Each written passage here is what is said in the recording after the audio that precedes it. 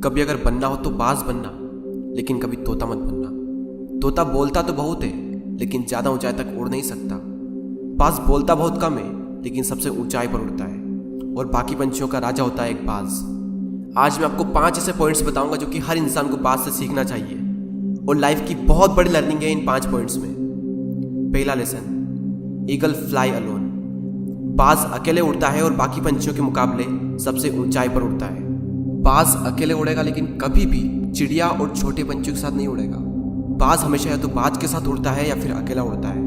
और इस समय यह सीख मिलती है कि छोटी सोच वाले लोगों से हमेशा दूर रहें और अकेले रहो, क्योंकि यही वो समय है जब खुद को जानने का असली मौका मिलता है।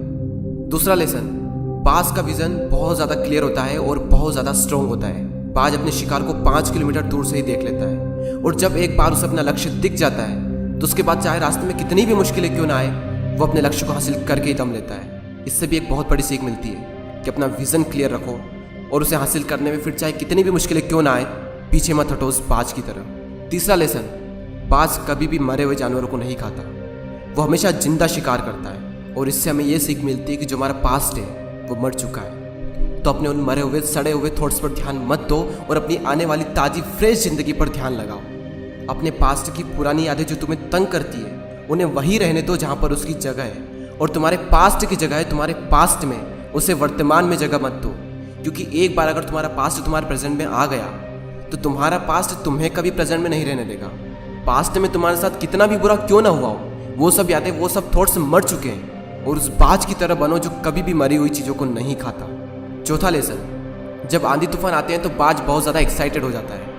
जब बारिश होती है तो सारे पंछी छिपकर बैठ जाते हैं, लेकिन बाज को बड़ा मज़ा आता है। जब तेज हवाएं चलती है तो बाज उन हवाओं के सहारे और तेज़ी से ऊपर की ओर उठता है, और ऊपर उड़ते उड़ते इतना ऊपर उड़ जाता है कि बादलों से भी ऊपर पहुंच जाता है। और इससे भी एक बहुत बड़ी सीख मिलती है कि मुसीबत में मज़ा ढूंढो।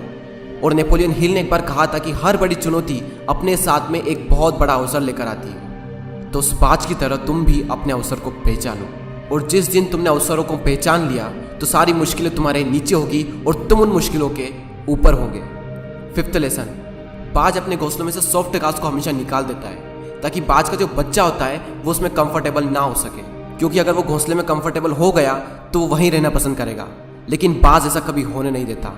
बाज एक पंछी है, और उसे भी ये बात पता है कि there is no growth in comfort zone. लेकिन हम तो इंसान है ना, और इंसान होने के बावजूद भी कई सारे लोग इस बात को समझते ही नहीं। आप जितना ज़्यादा कंफर्ट जोन में रहोगे, आपकी लाइफ आने वाले टाइम में उतनी ही ज़्यादा अनकंफर्टेबल हो जाएगी।